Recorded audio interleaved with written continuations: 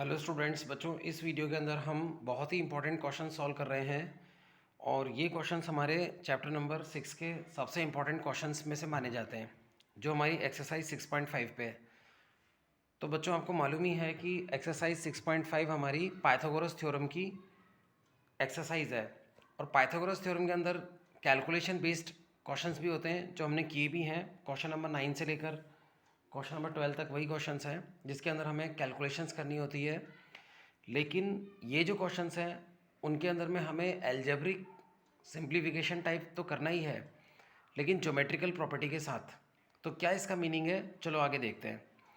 तो बच्चों जो हमारा क्वेश्चन नंबर 8 है उस वाले के अंदर में गिवन है कि एक ट्रायंगल ए बी सी है, उसके अंदर ओ जो है बीच में एक पॉइंट है, ठीक है, और ये हमारा ट्रायंगल ए बी सी है और इस ओ पॉइंट से तीनों साइड्स पे बी सी पे ओ डी और ए सी पे जो है ओ ई और ए बी साइड के ऊपर ओ एफ परपेंडिकुलर ड्रॉ कर रखी है। ये हमें क्वेश्चन में ही गिवन है। उसके बाद में इसके अंदर हमें टू प्रूव कुछ इस तरह की चीज़ें करानी है। फर्स्ट ये आप देख सकते हैं जो मैंने लिखा है, एक तो ये प्रूफ कराना है और सेकंड जो है वो ये प्रूफ कराना है। A F square plus B D square plus C square equals to A square plus C D square plus B F square. इस तरह की चीज़ें बच्चों में प्रूफ करानी है। तो ये जो प्रूफ कराने वाली चीज़ें अगर आप इनको देखेंगे तो हर एक साइड के ऊपर स्क्वायर है, प्लस भी है और माइनस भी है। तो स्क्वायर के अंदर में प्लस जो है साइड्स के अंदर पाइथागोरस थ्योरम में आता है। तो ये तो हमें इसमें पता चल गया कि इसमें पाइथागोरस थ्योरम लगेगी। तो पाइथागोरस थ्योरम लगाने से पहले हम जो है फर्स्ट वाले का ये आर एच एस देखेंगे। आर एच एस के अंदर में ए एफ, तो ये हमारा ए एफ है। तो ए एफ का ये जो ट्राइंगल है उसको हल्का सा मैंने कलर कर रखा है। उसके बाद में आती है साइड बी डी। तो ये जो बी डी है, इस बी डी का बनने वाला ये जो ट्रायंगल है उसको भी थोड़ा सा कलर कर रखा है। एक तो ये ट्रायंगल लेंगे और एक साइड है हमारी सी ई, तो सी वाला जो ट्रायंगल है उसको भी कलर कर रखा है। एक तो हम ये वाला ट्रायंगल लेंगे, ठीक है। तो इस तरह से हम फर्स्ट वाले के बारे में पहले चिंता करते हैं। तो जो हमने ट्रायंगल्स को हल्का सा कलर कर रखा है, तो अगर बच्चों आप एग्ज़ाम में करें तो आप हल्का सा इन पे कोई निशान लगा सकते हैं ट्रायंगल्स पे, एक दो और ये तीन ट्रायंगल, तीसरा ट्रायंगल, या फिर आप इन पे हल्का सा जो मैंने जैसे कलर किया है थोड़ा सा शेड कर सकते हैं। इन तीनों ट्रायंगल्स में हम अप्लाई करेंगे पाइथागोरस थ्योरम। तो apply Pythagoras theorem to triangle A F O. इन ट्रायंगल के यही नाम है, triangle A F O, triangle O B D और ट्रायंगल ओ सी ई। तो इन तीनों के अंदर हम पाइथागोरस लगा देंगे। तो जैसे इस वाले में पाइथागोरस लगाएंगे तो 90 डिग्री है, तो इसके सामने वाली साइड जो ओ ए है ये हमारी जो है हाइपोटेन्यूज होगी। तो ओ ए स्क्वायर, ये वाली साइड ए एफ स्क्वायर प्लस ये वाली साइड ओ एफ स्क्वायर के इक्वल होगा। सिमिलरली इस ट्रायंगल ओ बी डी में लगाएंगे तो ओ बी हमारी पाइथागोरस है, ओ बी हमारी हाइपोटेन्यूज है, तो O B square is equal to B D square plus O D square हो जाएगा। सिमिलरली इस ट्रायंगल में लगाएंगे तो 90 डिग्री के सामने जो ओ सी है वो हमारी हाइपोटेन्यूज होगी। तो इस वाले के अंदर हम जो है पाइथागोरस लगा देंगे, ठीक है। तो इसके अंदर हम पाइथागोरस, तीनों में हमने पाइथागोरस लगा दिया, तीनों ट्रायंगल्स में जिनको हमने हल्का सा शेड कर रखा है उनमें। उसके बाद हम क्या करेंगे, इन तीनों इक्वेशंस को ऐड कर लेंगे। और बच्चों ये तीनों में पाइथागोरस लगाकर मैंने यहाँ रिस्पेक्टिवली क्यों लिखा है, क्योंकि जिस ऑर्डर के अंदर में ट्रायंगल लिए है उसी ऑर्डर के अंदर में पाइथागोरस लगाई है, इसीलिए रिस्पेक्टिवली लिखा है।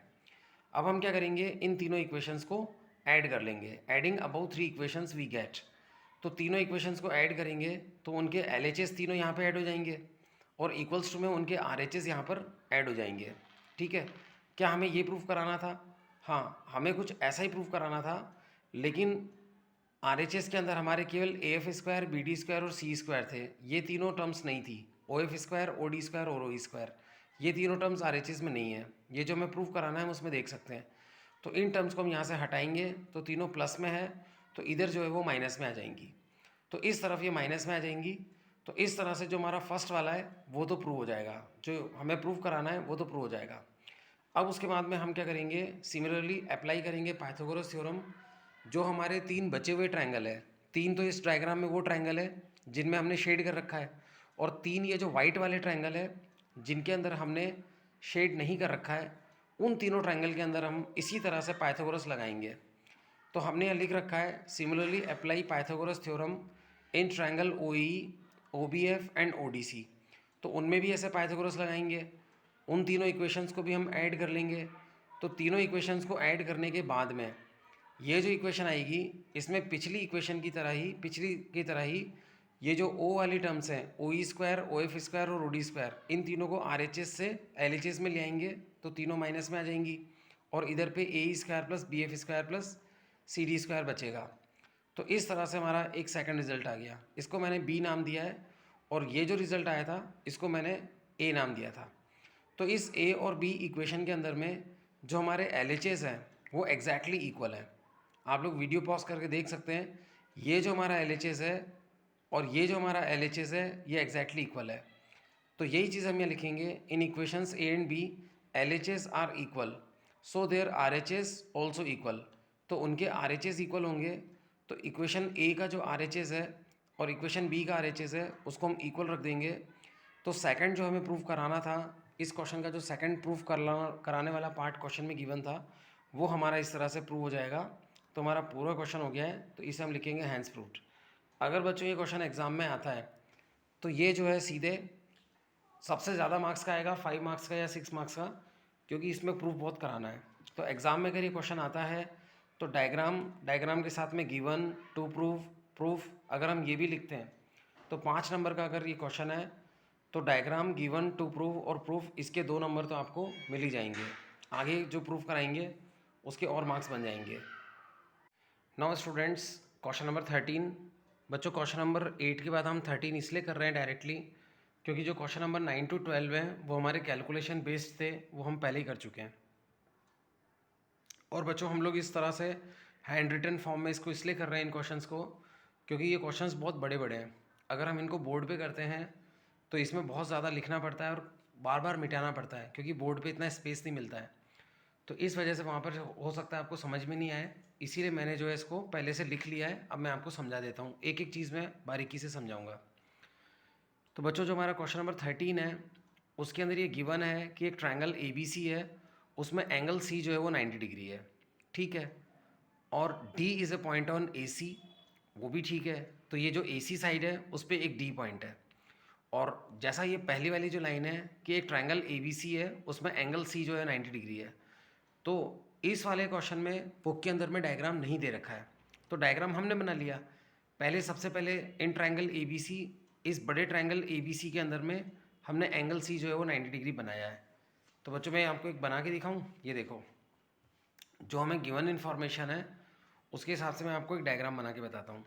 उन्होंने कहा कि एक ट्रायंगल ए बी सी है, तो हमने एक ट्रायंगल ए बी सी बना लिया, और हमने पूरी बात पढ़ते हैं। तो इसीलिए बच्चों मैं कई बार कहता हूँ कि क्वेश्चन करने से पहले एक बार क्वेश्चन पूरा पढ़ना चाहिए। पूरा पढ़ने के बाद में पहचानना चाहिए कि क्वेश्चन में गिवन क्या है, क्योंकि कई बार एकदम लास्ट में जो चीज़ लिखी हुई होती है वो सबसे ज़्यादा इंपॉर्टेंट होती है। तो इस ट्रायंगल ए बी सी के अंदर में एंगल सी 90 डिग्री है, ये इंपॉर्टेंट है। तो अपन ने एक 90 डिग्री वाला ही ट्रायंगल बनाया है और सी को अपन ने 90 डिग्री पे लिखा है, और ए और बी को आप कहीं भी लिख सकते हैं, लेकिन सी जो है वो 90 डिग्री पे रहेगा क्योंकि इस क्वेश्चन में ऐसा गिवन है। उसके बाद में जो है क्वेश्चन में साफ लिखा हुआ है कि जो सी ए साइड है, सी ए, उस पर एक पॉइंट है डी, और ये जो सी बी साइड है उस पर एक पॉइंट है ई। तो इस तरह से हमने पॉइंट भी ले लिए। उसके बाद में इन्होंने जो इन्फॉर्मेशन गिवन है वो तो ये है। उसके बाद में ये जो टू प्रूफ कराना है, टू प्रूफ में A square B D square A B square A D square ये ऐसे दे रखा है और बीच में इक्वल टू है। तो इसमें ए ही कहाँ पे होगा, तो हमने ए को ज्वाइन किया। ज्वाइन करना पड़ेगा वो तो, क्योंकि ए ही तभी तो बनेगा। और बी डी कैसे बनेगा, जब इस बी और डी को हम ज्वाइन करेंगे। उसके बाद इसमें ए बी है, हाँ तो ए बी तो पहले से ही बना हुआ है, वो ठीक है। और डी ई जो है वो बनेगा डी और ई को ज्वाइन करने से। तो इस तरह से हमारा डायग्राम कंप्लीट होता है। तो ये डायग्राम हमारा कंप्लीट है यहाँ पे, ये वाला। नाउ स्टूडेंट्स, इसके अंदर में जो है इन्होंने जो प्रूफ कराने के लिए कहा है उसको जब हम ध्यान से देखते हैं तो इसमें A square plus B D square plus equals to A B square plus D square है। तो ये जो भी प्रूफ कराना है, एक तो ये सारे साइड्स जो है उन पे स्क्वायर लगा हुआ है, जिससे हमें पाइथागोरस का पता चलता है, क्योंकि पाइथागोरस में ही साइड्स के ऊपर स्क्वायर आता है। दूसरी बात, ये जो भी साइड इन्होंने ली है वो सारी की सारी जो है हाइपोटेन्यूज है। तो ये जो हमारा डायग्राम बन रहा है इसके अंदर में 4 राइट एंगल ट्रायंगल है। एक ये सबसे छोटा जिसका नाम है डी सी ई, एक सबसे बड़ा जिसका नाम है ए बी सी, एक ये वाला जिसका नाम है ए डी ई, और एक ये वाला जिसका नाम है बी डी सी। तो इस तरह से 4 राइट एंगल ट्रायंगल बन रहा है और वो चारों ट्रायंगल के अंदर में जो राइट एंगल है वो एंगल सी ही है। एंगल सी ही जो है उसके अंदर में राइट एंगल होगा। तो एंगल सी को लेते हुए आप जो है 4 ट्रायंगल्स बना सकते हैं और उन चारों के अंदर में ये चारों जो साइड्स हमें प्रूव करानी है, चारों साइड्स है ना हाइपोटेन्यूज है। ये एक बहुत सोचने समझने वाली चीज़ है। तो इस चीज़ को समझने के बाद में, इस तरह की चीज़ों को समझने के बाद में ही बच्चों हम लोग क्वेश्चंस को करते हैं। एक्चुअली बच्चों ज्योमेट्री जो है वो डिफ़िकल्ट क्यों लगती है दूसरे बच्चों को, वो इसलिए होता है क्योंकि ज्योमेट्री के अंदर में हर चीज़ को जान के, पहचान के, समझ के, पूरा उसको जो है रफ के अंदर में कैलकुलेशन करके फिर उसके बाद हम लोग जो है पूरा ये सिस्टमेटिकली लिखते हैं। इस चीज़ को जो है बहुत से टीचर्स भी नहीं बताते बच्चों को और बहुत से बच्चे भी इस चीज़ को जानते नहीं हैं। उनको क्या लगता है जैसे अलजेब्रा अपन सॉल्व करते हैं तो उसके अंदर कोई इक्वेशन है उसको सॉल्व करना है, तो जैसे उसमें होल स्क्वायर खोलना है तो होल स्क्वायर खोल लेते हैं। फिर मान लो एक्स स्क्वायर से एक्स स्क्वायर की टर्म कट रही हो तो काट देते हैं।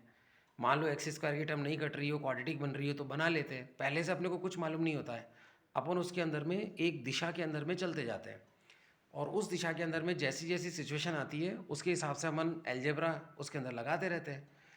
लेकिन ज्योमेट्री में ऐसा नहीं है। ज्योमेट्री के अंदर में हम डायग्राम बनाते हैं पहले, कई बार क्वेश्चन में डायग्राम गिवन नहीं होता है तो हम गिवन कंडीशन से डायग्राम बनाते हैं और डायग्राम बनने के बाद भी हम डायग्राम से एक बार गिवन कंडीशंस को वेरीफाई करते हैं कि जो हमें गिवन कंडीशंस थी क्या हमने उसके अकॉर्डिंग डायग्राम एकदम सही बनाया है। क्योंकि अगर डायग्राम गलत है तो आपका कभी प्रूफ नहीं हो पाएगा। उसके बाद में गिवन टू प्रूफ ये तो हम क्वेश्चन देखकर ही लिख लेते हैं, लेकिन प्रूफ करने से पहले हम इन चीज़ों को अच्छी तरह से तय कर लेते हैं एक बार रफ में सॉल्व करके कि कौन सी चीज़ पहले आएगी, कौन सी चीज़ बाद में आएगी, किस चीज़ को सॉल्व करके उसकी वैल्यू दूसरी चीज़ में रखने से हमारा आंसर आएगा। क्योंकि ज्योमेट्री में जो है वो एक दिशा में नहीं चलता है, उसमें पहले से ही सब कुछ तय करना पड़ता है, वो सारा रफ में सॉल्व करना पड़ता है। वो सॉल्व होने के बाद में फिर हम उसको यहाँ सिस्टमेटिकली लिख लेते हैं। ठीक है, तो ये जो फ़र्क जो जानते हैं उनकी ज्योमेट्री बहुत अच्छी होती है। तो हमने बच्चों इन चीज़ को पहचान लिया कि यहाँ पर 4 ट्रायंगल्स के अंदर में पाइथागोरस लगानी पड़ेगी, जो मैंने आपको पहले नाम भी बताए थे। तो apply Pythagoras theorem in right angle triangles, और उन चारों ट्रायंगल के नाम हैं ट्रायंगल ABC सबसे बड़ा, ट्रायंगल DEC सबसे छोटा, ट्रायंगल AEC ये वाला AEC, और एक ट्रायंगल है हमारा BDC जिसको DBC भी बोल सकते हैं। उनके अंदर हमने पाइथागोरस लगाई है। तो इन चारों में हमने पाइथागोरस लगा दी। अगर बच्चों आप ध्यान से देखेंगे तो यहाँ मेरे से गलती हो गई है।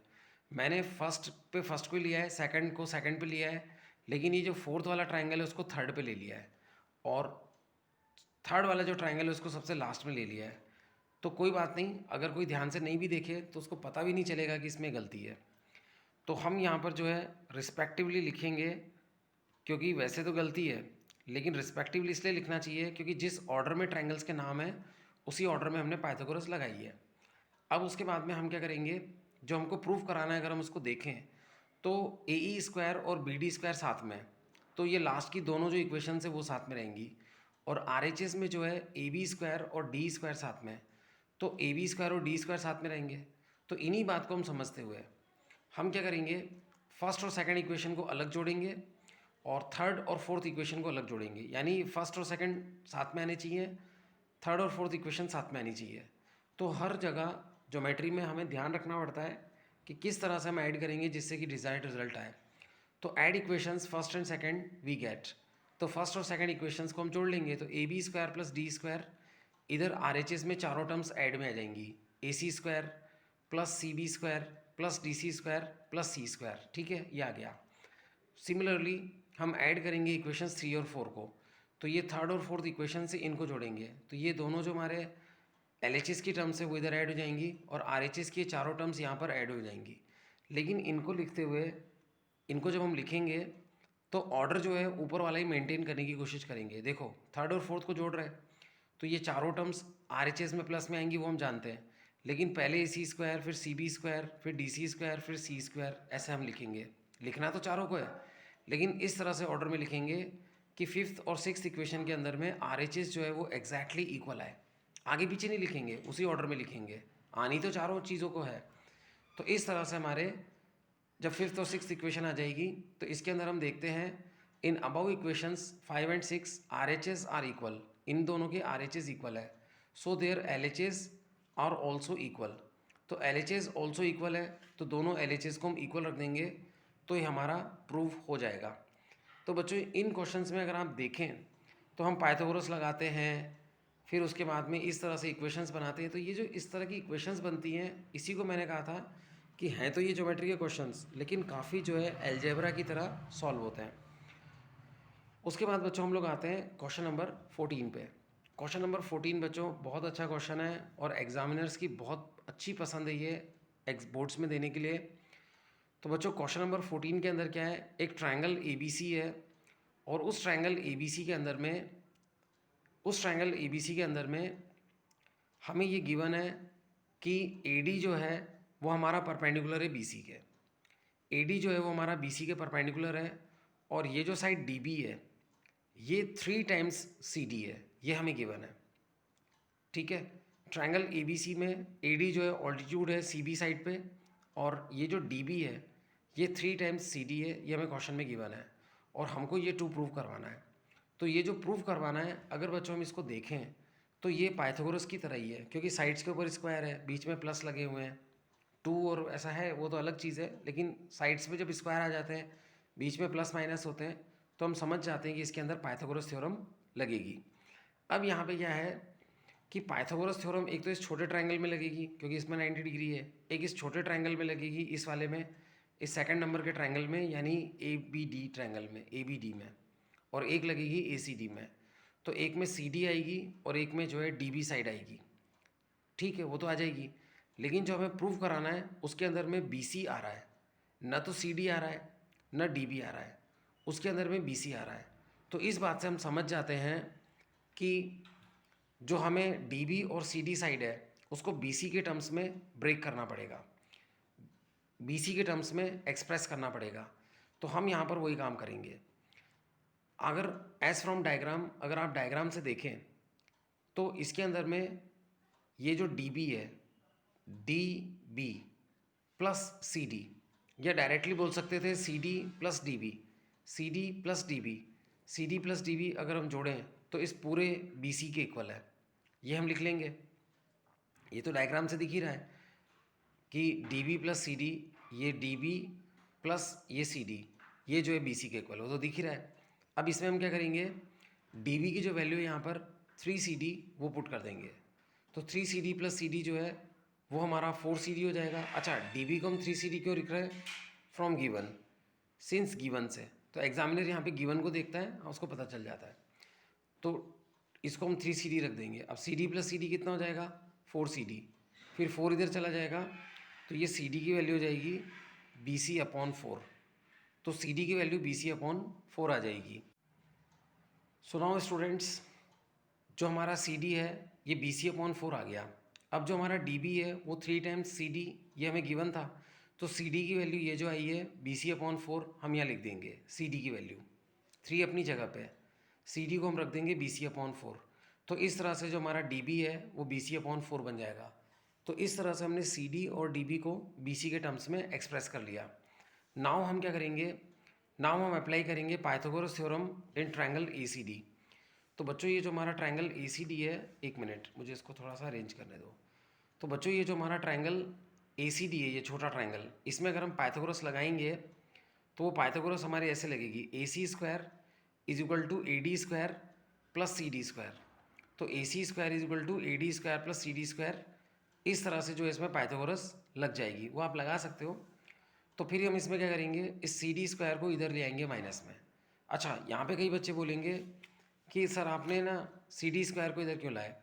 एक्चुअली बच्चों मुझे इसमें ना वैल्यू निकालनी है AD² की। आप मेरी तरह एक ट्रिक याद रखना, ये जो खड़ी हुई साइड है ऑल्टीट्यूड, हमेशा इसकी वैल्यू निकाली जाती है।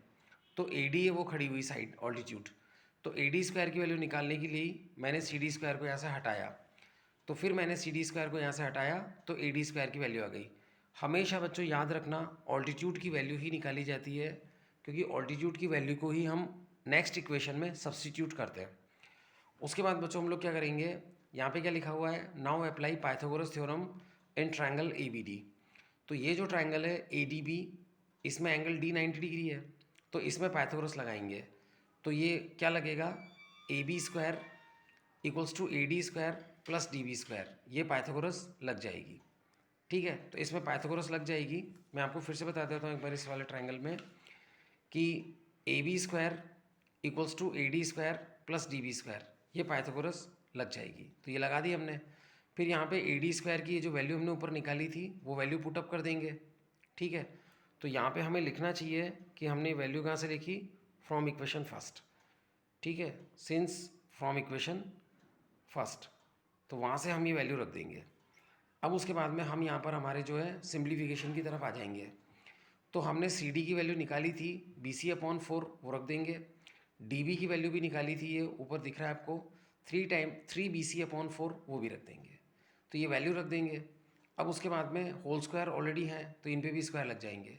फिर ये स्क्वायर हम अंदर भेज देंगे, तो ये बी सी स्क्वायर अपॉन 16, और इसमें स्क्वायर भेजेंगे तो ये 9 अपॉन 16, 3 का स्क्वायर 9 और 4 का स्क्वायर 16, और ये बी सी स्क्वायर आ जाएगा। यहाँ तक सिंप्लीफाई हो जाएगा।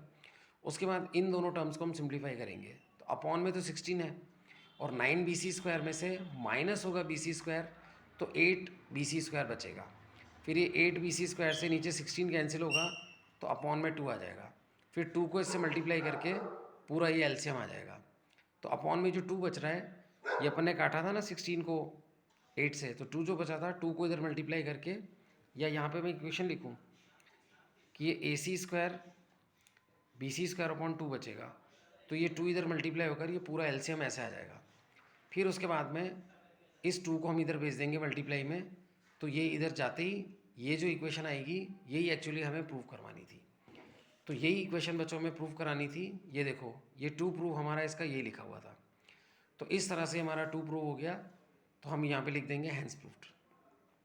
ठीक है, अब उसके बाद बच्चों हम लोग है ना क्वेश्चन नंबर 15 पे आ रहे हैं, और क्वेश्चन नंबर 15 इस एक्सरसाइज का या इस पूरे चैप्टर का सबसे अच्छा क्वेश्चन है। तो क्वेश्चन नंबर 15 में बच्चों डायग्राम नहीं दे रखा है, उसके अंदर ये दे रखा है कि एक इक्विलेटरल ट्रायंगल है। तो एक इक्विलेटरल ट्रायंगल हम बनाएंगे, और इसमें भी बच्चों चलो मैं आपको ना डायग्राम मैं आपको बना के बता देता हूँ।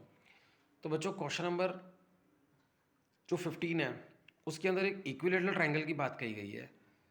तो हम एक इक्विलेटरल ट्रायंगल बना लेंगे, उसकी तीनों साइड्स इक्वल ले लेंगे। ठीक है, उसी को मैंने गिवन में क्या लिखा है कि in triangle A B C, A B is equal to B C is equal to C है, यानी उसकी तीनों साइड्स इक्वल है।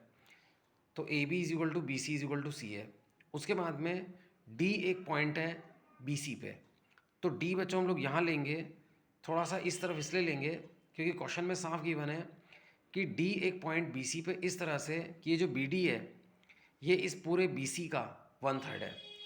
ये हमें गिवन है कि बी डी जो है वो इस बी सी का ना 1/3 है, ये हमें क्वेश्चन में गिवन है। ठीक है, तो ये बच्चों हमें क्वेश्चन में गिवन है, और इसके अंदर हमें प्रूफ क्या कराना है, इसमें हमें प्रूफ कराना है कि अगर हम इस ए डी को ज्वाइन करें तो 9 times A D square is equal to 7 times A B square है, ये हमें प्रूफ कराना है। तो ठीक है, तो इसके अंदर में स्क्वायर देखते हुए हमें पता चल गया कि हमें इसके अंदर पाइथागोरस लगानी पड़ेगी। अब पाइथागोरस लगाने के लिए तो 90 डिग्री चाहिए, तो 90 डिग्री तो है नहीं हमारे पास, तो हम क्या करेंगे, इसमें 90 डिग्री बनाने के लिए हम ए वाले वर्टेक्स से जो है एक ऑल्टीट्यूड ड्रॉ करेंगे। तो ए वाले वर्टेक्स से बच्चों थोड़ा फैल गई है लाइंस, कोई बात नहीं। तो ए वाले वर्टेक्स से हम यहाँ पर बच्चों थोड़ी फैल गई है ये, पर यहाँ पे एक सिंगल लाइन आनी चाहिए। ठीक है, यहाँ से एक परपेंडिकुलर ड्रॉप करेंगे जो कि ई वाले पॉइंट पे मिलेगी, और ये जो परपेंडिकुलर हमने ड्रॉप की है या जो ऑल्टीट्यूड बोले, तो ऑल्टीट्यूड है तो इधर भी 90 डिग्री बनाएगी, इधर भी 90 डिग्री बनाएगी। तो इस तरह से हम इसमें ऑल्टीट्यूड ड्रॉ करेंगे। और एक चीज़ बच्चों बहुत ध्यान देने लायक है कि कोई भी इक्विलेटरल ट्रायंगल हो तो उसके अंदर हम ये जो ऑल्टीट्यूड ड्रॉ करते हैं, ये ऑल्टीट्यूड क्या है, अकॉर्डिंग टू सिमेट्री सामने वाली साइड को जो है आधा आधा काटती है, जिसको हम लोग इंग्लिश में बोलते हैं कि in an equilateral triangle the altitude bisects the base. Base को जो है आधा आधा काटती है, इसलिए इधर का जो पार्ट है और इधर का ये जो पार्ट है ये दोनों इक्वल होंगे। यानी बेस अगर बी सी है और ये पॉइंट ई है, तो बी ई इक्वल्स टू होगा ई सी, और ये इस पूरे बी सी का जो है आधा होगा। ठीक है, ये चीज़ बहुत काम की एक तो इसमें। और इसमें हमने ऑल्टीट्यूड क्यों कंस्ट्रक्ट की, क्योंकि ऑल्टीट्यूड कंस्ट्रक्ट करने से हमको 90 डिग्री मिलेगा। ठीक है, अब कोई बच्चा पूछ सकता है कि सर यहीं ऑल्टीट्यूड क्यों ड्रॉ करी, क्योंकि जो प्रूफ कराना है उसमें ए डी का भी स्क्वायर है। तो ए डी के साइड में अगर हम ऑल्टीट्यूड ड्रॉ करते हैं तो ए डी को लेते हुए ट्रायंगल ADE, ये जो ट्रायंगल ADE बन रहा है ये हमारा एक राइट एंगल ट्रायंगल बन रहा है, तो उसमें पाइथागोरस लग जाएगी, तो उससे हमारा ये AD स्क्वायर तरह की टर्म्स जनरेट हो जाएगी। बच्चों आप लोग सोच रहे होंगे कि आज सर जो है वो बहुत ज़्यादा क्वेश्चंस को भी एक्सप्लेन कर रहे हैं, हर चीज़ को धीरे धीरे समझा रहे हैं। उसका कारण है बच्चों, बहुत बड़ा कारण है कि मैं आपको ना इसी के मिलते जुलते क्वेश्चंस कुछ होमवर्क देने वाला हूँ, ज़्यादा नहीं, 5 क्वेश्चंस। तो वो 5 क्वेश्चंस बच्चों आप जब करेंगे तो ऑब्वियसली आपका दिमाग जो है चलने लग जाएगा। तो चलो बच्चों क्वेश्चन पे आते हैं। सो स्टूडेंट्स चलो हम क्वेश्चन पे आते हैं। तो बच्चों क्वेश्चन में गिवन है कि इन ट्रायंगल ABC तीनों साइड्स इक्वल है और BD is equal to 1/3 of BC है। टू प्रूव ये कराना है। तो इसके अंदर बच्चों फिर मैंने डायरेक्टली प्रूफ लिख दिया, बाकी यहाँ पर जो है कंस्ट्रक्शन आना चाहिए था। इस जगह पे जहाँ पे मैं रेड निशान बना रहा हूँ ना, यहाँ पे कंस्ट्रक्शन आना चाहिए था, और वो कंस्ट्रक्शन ये है कि draw AE perpendicular to BC। तो AE जो है वो इस BC के परपेंडिकुलर ड्रॉ करना है। तो ये बच्चों इसके अंदर एक इंपॉर्टेंट कंस्ट्रक्शन है। उसके बाद हम प्रूफ पे आएंगे। तो प्रूफ के अंदर में हम लिखेंगे as we know in equilateral triangle altitude bisects the base. Altitude जो है बेस को बाइसेक्ट करती है। सो ये जो BE है और EC है वो दोनों इक्वल होंगे, और ये पूरे BC के जो है आधे होंगे। BE इक्वल्स टू होगा EC, और ये दोनों जो है इस पूरे बेस BC के हाफ होंगे। तो ये एक बहुत काम की इक्वेशन आएगी। और फिर उसके बाद हम क्या करेंगे, from diagram now we can see that. बच्चों ये नाउ जो है पहले आना चाहिए था। एक्चुअली क्या होता है बच्चों, जैसे अपन एक चीज़ बोलते हैं उसका ही रिजल्ट निकाल लेते हैं, और कई बार अपन उसको इक्वेशन भी नाम दे देते हैं। तो अगर बच्चों एग्ज़ाम में कभी ऐसा हो जाए कि इसको नाम देने की बाद में ज़रूरत पड़ जाए और इसका नाम आपने 1 दे रखा है, तो आप घबराना मत, इसका नाम आप A दे सकते हो। ज़रूरी नहीं कि 1 2 3 नाम दें, नाम A भी दे सकते हो। अब उसके बाद बच्चों हम लोग है ना, ये नाम जैसे हमने ये बना लिया, ठीक है। मैं यही चीज़ कह रहा था कि आपने एक कोई आर्ग्यूमेंट दिया, उसकी इक्वेशन बना ली। अब इस इक्वेशन से अलग हट के हमें कोई दूसरी चीज़ करनी है, तो हम लोग हमेशा उसको ना नाउ से स्टार्ट करते हैं, नाउ, ठीक है। नाउ अब नई चीज़ कर रहे हैं फ्रॉम डायग्राम। तो डायग्राम से हम देख सकते हैं कि ये BD plus DE, BD plus DE जो है इस टोटल BE के बराबर होगा। वो डायग्राम से साफ दिख रहा है कि BD प्लस DE को जोड़ोगे तो वो BE के इक्वल आएगा, ठीक है। अब BD की वैल्यू जो हमें क्वेश्चन में गिवन है BC/3 वो पुटअप कर देंगे, और DE अपनी जगह पे रहेगा, और BE की वैल्यू ये जो ऊपर आई है BC/2 वो रख देंगे। फिर हमें यहाँ पर DE की वैल्यू चाहिए, तो ये BC/3 को उधर ले जाएंगे माइनस में। फिर इसमें एलसीएम लेंगे, तो एलसीएम लेंगे तो ये इधर मल्टीप्लाई होगा, ये इधर मल्टीप्लाई होगा, ये दोनों आपस में मल्टीप्लाई होंगे, ये कर रखा है। फिर ये सॉल्व करेंगे तो BC/6 आ जाएगा। इस पूरे क्वेश्चन की जो चाबी है वो इस इक्वेशन के अंदर है, जिसके अंदर ये रिजल्ट सॉल्व होकर आ रहा है कि जो DE है वो हमारा BC/6 है। अगर हम ये चीज़ नहीं निकालें तो इस क्वेश्चन को सॉल्व करने में बहुत दिक्कत आएगी।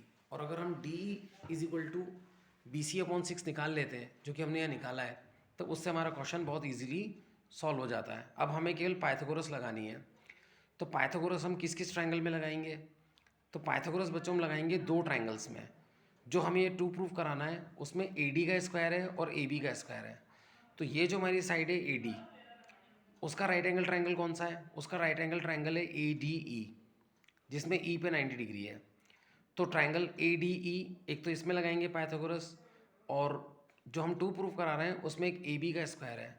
तो AB हमारी ये वाली साइड है, तो AB जो हमारी ये वाली साइड है उसका राइट एंगल ट्रायंगल कौन है, उसका राइट एंगल ट्रायंगल ABE है। तो इस तरह से हम इसके अंदर में ट्रायंगल ADE इस वाले ट्रायंगल में और ट्रायंगल ABE उसके अंदर हम पाइथागोरस लगाएंगे। So students here we are apply Pythagoras theorem in triangle ADE, जिसमें एंगल E 90 डिग्री है। अगर बच्चों आप किसी ट्रायंगल में पाइथागोरस लगा रहे हैं और उसके अंदर में आप ये मेंशन करें कि उसमें 90 डिग्री कौन सा है, तो बहुत बड़ी बात है बच्चों, करना चाहिए, अच्छा रहता है। तो ADE में हम पाइथागोरस लगा रहे हैं, तो उसके अंदर में ये आएगा कि AD स्क्वायर, बच्चों एक बार मैं आपको डायग्राम दिखा देता हूँ। ये AD square is equal to AE square plus D square. तो ये पाइथागोरस इसमें लगेगी, AD square is equal to AE square plus D square. तो इसके अंदर बच्चों जो ऑल्टीट्यूड है ना, एक बार फिर से डायग्राम दिखाता हूँ। ऑल्टीट्यूड जो है वो AE है, तो हम इसके अंदर AE की वैल्यू निकालेंगे।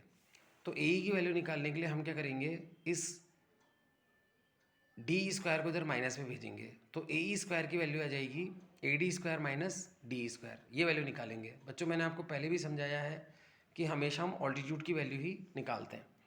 फिर उसके बाद हम अप्लाई करेंगे पाइथागोरस थ्योरम बड़े ट्रायंगल ए बी ई में।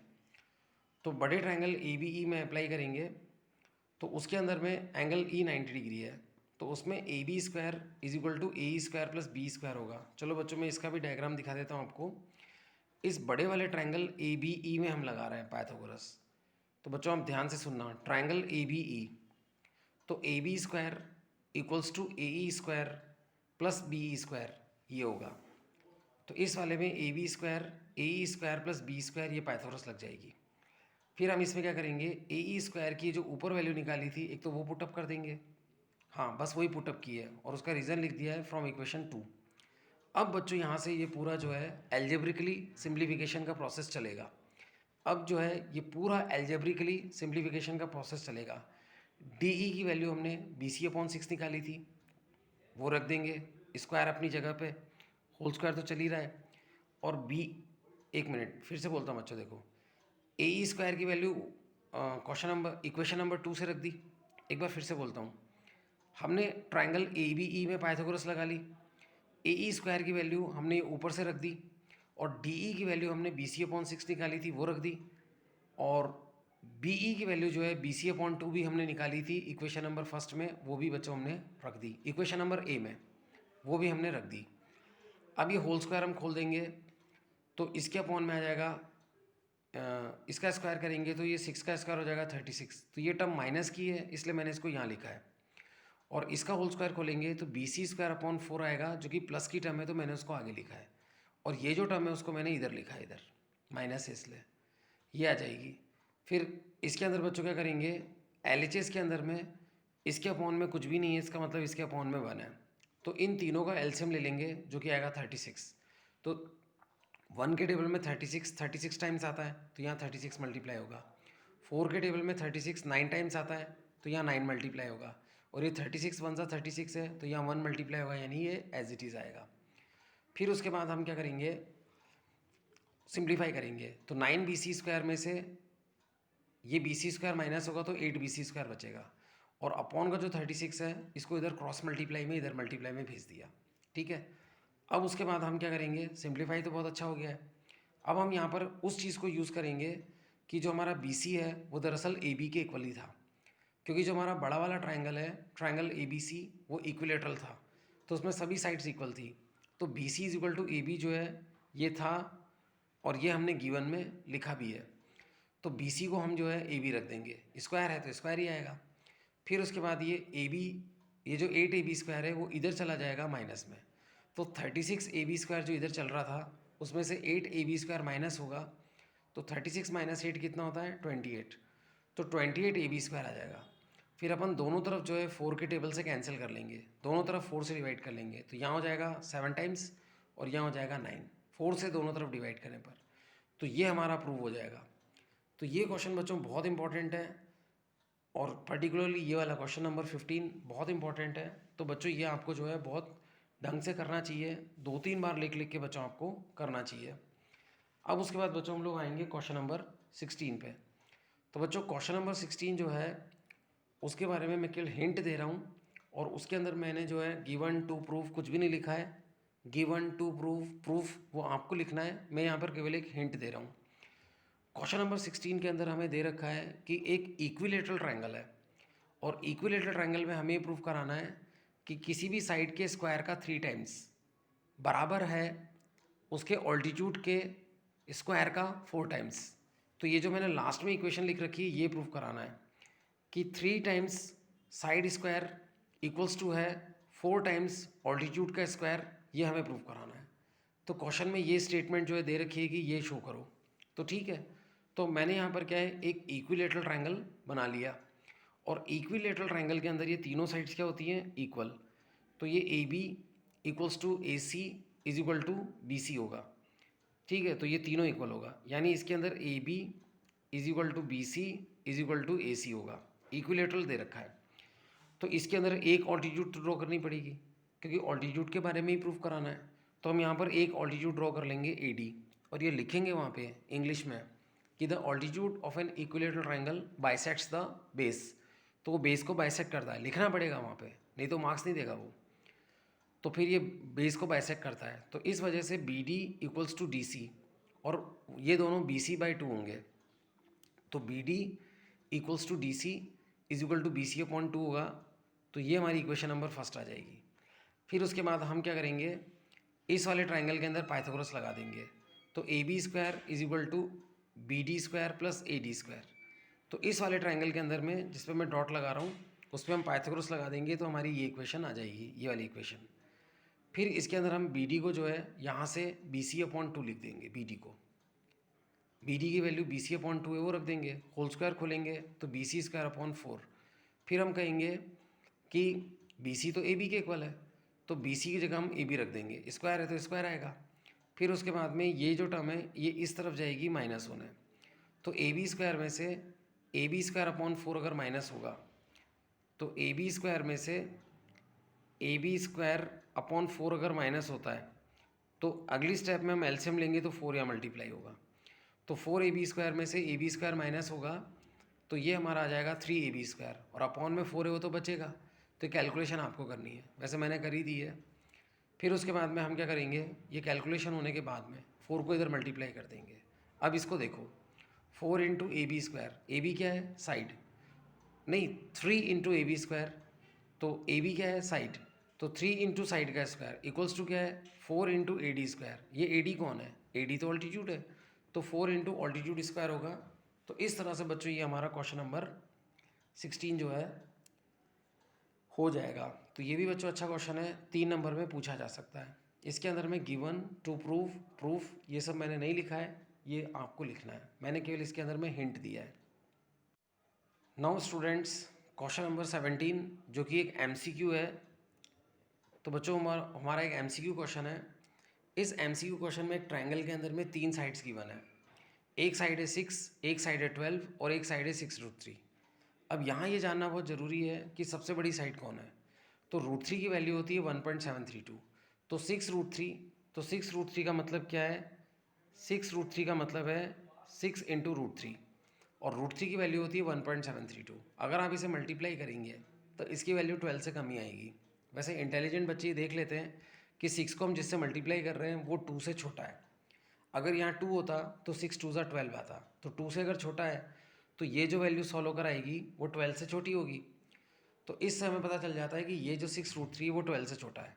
तो इस वजह से हमने जो सबसे बड़ी साइड है उस पर 12 बनाया है, छोटी साइड को 6 बनाया है, और ये जो बची साइड उसको 6√3 बनाया है। अब चूंकि ये एक्सरसाइज पाइथागोरस थ्योरम की है तो इसमें पाइथागोरस लगा के देखते हैं। तो इसमें हमने ये पाइथागोरस लगाई है और सबसे बड़ी साइड को हमने हाइपोटेन्यूज पे रखा है, रखना ही पड़ेगा उसको। तो ये हमने रख दिया और इसमें वैल्यूज़ रख दी, ठीक है, तीनों साइड्स की वैल्यू रख दी। अब 12 का स्क्वायर 144, 6√3 का स्क्वायर क्या होगा, 6 का स्क्वायर क्या होगा 36, और √3 का स्क्वायर क्या होगा 3, तो 36 3 से कितना हो जाएगा 108।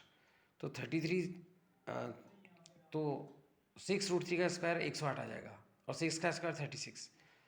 RHS में दोनों को जोड़ेंगे तो 144 आएगा जो कि इसके इक्वल ही है, यानी कि इसमें ये ट्रू हो रहा है। तो ये हमारा जो है ट्रू हो रहा है। सो Pythagoras theorem is applicable, Pythagoras theorem यहाँ पर एप्लीकेबल है। तो अगर पाइथागोरस थ्योरम एप्लीकेबल होती है तो ये जो लॉन्गेस्ट साइड है वो हमारी क्या होती है हाइपोटेन्यूज। तो लॉन्गेस्ट साइड हमारी हाइपोटेन्यूज हो जाएगी। तो लॉन्गेस्ट साइड के सामने वाला जो एंगल है, एंगल बी, वो हमारा क्या हो जाएगा 90 डिग्री। तो उसने हमसे बच्चों यही पूछा है कि एंगल डी जो है वो 90 डिग्री है, ये प्रूव कराओ। तो वो बच्चों हमने इसमें प्रूव करा दिया। तो इस तरह से बच्चों हमारे जो एक्सरसाइज 6.5 है वो कंप्लीट होती है, और इसके अंदर में हमने सारे क्वेश्चंस किए हैं, कोई भी बच्चों आपको होमवर्क नहीं दिया है। केवल क्वेश्चन नंबर 16 जो है वो होमवर्क दिया है, उसका भी आपको हिंट दिया है। तो एक बार बड़ी शिद्दत के साथ में बच्चों आपको ये जो इस तरह के प्रूफ कराने वाले क्वेश्चंस हैं, ये इस तरह के जिनमें पाइथागोरस लगाते हैं, वैल्यू रखते हैं, इस तरह से जो प्रूफ कराते हैं ये आपको करने चाहिए। मैं इसमें आपको ना कुछ क्वेश्चंस होमवर्क के तौर पे दे रहा हूँ, और अगर आप प्रैक्टिस करना चाहो तो 2-3 सॉल्व एग्जाम्पल भी इस एक्सरसाइज से पहले हैं जिसमें इसी टाइप के स्क्वायर स्क्वायर पाइथागोरस लगा के कुछ इस तरह के रिजल्ट प्रूफ कराने वाले क्वेश्चंस हैं। तो उनको करने के बाद में फिर आप उन 5 क्वेश्चंस को ट्राई करना, तो आपको वो आ जाएंगे। अब अगर कोई सिर्फ वीडियो देखकर क्वेश्चंस ट्राई करेगा तब तो उसको नहीं आने वाला है। वीडियो देखने के बाद में वीडियो को रख के क्वेश्चंस को पढ़ के डायग्राम गिवन टू प्रूव वगैरह सब कुछ लिख के सिस्टमेटिकली जब आप सॉल्व करेंगे, बार बार सॉल्व करेंगे, तब जाकर बच्चों आपको इस तरह के क्वेश्चंस करना आएगा। अब यहाँ क्वेश्चन अराइज होता है कि मैं तो इनको आराम से कर लेता हूँ और करके आपको समझा भी देता हूँ और जो भी इम्पोर्टेंट टिप्स वो सब आपको बता देता हूँ, लेकिन वो टिप्स आपको कब आएंगे जब आप अपने हाथों से वो क्वेश्चंस को करेंगे। सो अपने हाथों से इन क्वेश्चंस को करके तुरंत जो है पिक पर्सनल जो है नंबर पे भेजनी है। Thank you.